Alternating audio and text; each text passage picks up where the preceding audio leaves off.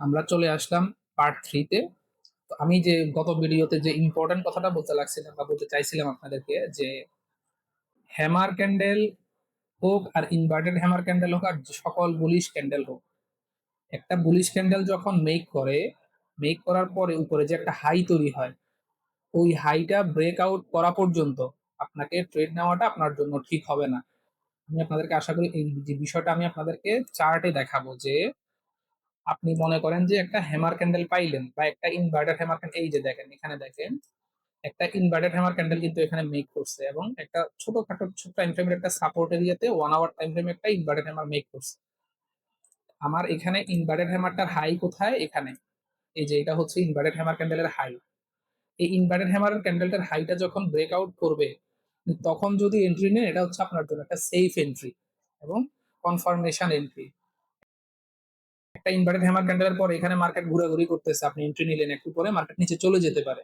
এই জন্য hammer candle হোক আর ইনভার্টেড হ্যামার ক্যান্ডেল হোক, আপনি যখনই এই যে দেখেন এই হ্যামার ক্যান্ডেলের পরের ক্যান্ডেলটা, এইটা হাইটাকে সে ব্রেকআউট করছে, করার কারণে সে উপরে গেছে। মানে আমরা যদি অন্য টাইম ফ্রেমেও দেখি, এখানে আর একটু নিচে আসছে, ওভারঅল সে উপরে গেছে, এটা ঠিক আছে। মানে যে কোনো বুলিশ ক্যান্ডেল আপনি দেখার পরে কি করতে হবে, আপনার ওইটার হাইটা ব্রেকআউট করছে কিনা ওইটা আপনাকে কনফার্ম করতে হবে। আমি 4 আওয়ার টাইম ফ্রেমে যাই আপনাদেরকে দেখানোর জন্য একটু। যেমন মনে করেন আপনি এখানে ক্যান্ডেল খুঁজতেছেন, এই যে দেখেন, মনে করেন এটা হচ্ছে একটা বুলিশ ক্যান্ডেল, বা এটাকে বলি আমরা ড্রাগন ফ্লাই দোজি। দোজি ক্যান্ডেলের যে হাইটা, এই হাইটা দেখেন এই ক্যান্ডেলটা ব্রেকআউট করছে। তো এর মানে হচ্ছে এই ক্যান্ডেলে আপনি এখানেও বাই করতে পারেন বা রিটেস্ট করার জন্য অপেক্ষা করতে পারেন, ছোট টাইম ফ্রেমে গিয়েও দেখতে পারেন, 1 আওয়ার 30 মিনিট টাইম ফ্রেমে গিয়েও দেখতে পারেন এটার হাইটা কি ব্রেকআউট করছে কিনা। যদি এটার হাইটা ব্রেকআউট করে, তাহলে আপনার জন্য এটা ভালো কনফার্মেশন হবে এই ক্যান্ডেলে ট্রেড করার, ঠিক আছে।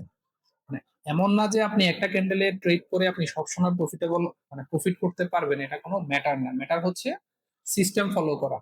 আপনাকে কিন্তু সিস্টেম ফলো করেই ট্রেড করতে হবে। উইদাউট সিস্টেম ফলো করে আপনি ট্রেড করে কখনোই প্রফিটেবল ট্রেডার হইতে পারবেন না। আচ্ছা, আমরা আমাদের আলোচনায় চলে আসি। আমরা অলরেডি দুইটা ক্যান্ডেল নিয়ে কথা বলছি, আমরা এখন পরবর্তী ক্যান্ডেল নিয়ে কথা বলবো, সমস্যা নাই। আমি যে বিষয়টা এখন আলোচনা করছি, যখন আমরা চার্টে আলোচনা করবো আপনাদের সাথে, প্রত্যেকটা বিষয় নিয়ে আপনাদের সাথে আমি আবার বিস্তারিত কথা বলবো, কোনো সমস্যা নেই। বা ইনভার্টেড হ্যামার নিয়ে মেবি কথা বলছি, এখন আমরা কথা বলবো বুলিশ এনগালফিং নিয়ে। আমাদের 3 নম্বর যে ক্যান্ডেলস্টিক প্যাটার্ন, এটার নাম হচ্ছে bullish engulfing. Bullish engulfing candlestick pattern হচ্ছে, প্রথমে মার্কেটে একটা রেড ক্যান্ডেল তৈরি হবে, এরপর একটা গ্রিন ক্যান্ডেল তৈরি হবে। গ্রিন ক্যান্ডেলটা রেড ক্যান্ডেলটাকে একদম এনগালফ করে ফেলবে, মানে খেয়ে ফেলবে। এটা হচ্ছে বিষয়। দেখেন, রেড ক্যান্ডেল থেকে গ্রিন ক্যান্ডেলটা অনেক বড়, এটাকে second candle engulfs the previous candle. মানে রেড ক্যান্ডেলটা এত বড় হবে, গ্রিন ক্যান্ডেলটা এত বড় হবে, মানে এটা হচ্ছে খেয়ে ফেলা। ঠিক আছে, আমি সহজভাবে বললাম আর কি।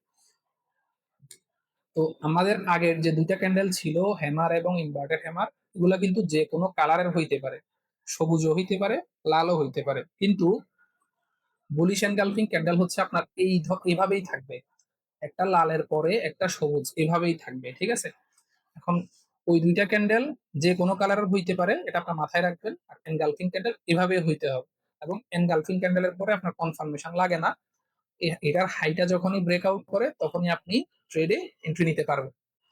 তো এনগালফিং ক্যান্ডেলটাও সেম, প্রত্যেকটা বুলিশ ক্যান্ডেল সেম। মার্কেট যখন আপ ট্রেন্ড থেকে ডাউন ট্রেন্ডে থাকে, নিচে নামে, তখন আমাদেরকে সাপোর্ট এরিয়াতে এই প্যাটার্নটা দেখে বাই করতে আমরা পারি।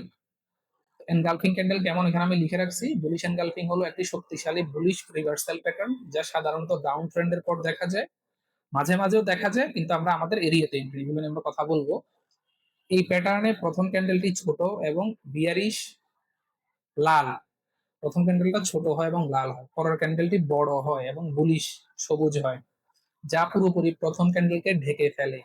এটি নির্দেশ করে যে বায়াররা সেলারের নিয়ন্ত্রণ কেড়ে নিয়েছে এবং শক্তিশালীভাবে প্রবেশ করেছে। এটি মার্কেটের আপট্রেন্ড হওয়ার সম্ভাবনা থাকে এরপরে। আশা করি আপনাদেরকে আমি বুঝাইতে পারছি। তো অলরেডি 5 মিনিট হয়ে গেছে, এই ক্যান্ডেলটা নিয়ে আলোচনা করতে গেলে আবার টাইম বড় হয়ে যাবে। আমরা এটাকে স্টপ করি, পরবর্তী পার্টের ভিডিও আবার ওপেন করবো আপনাদের জন্য। সবাই ক্লাসে থাকেন। ওকে।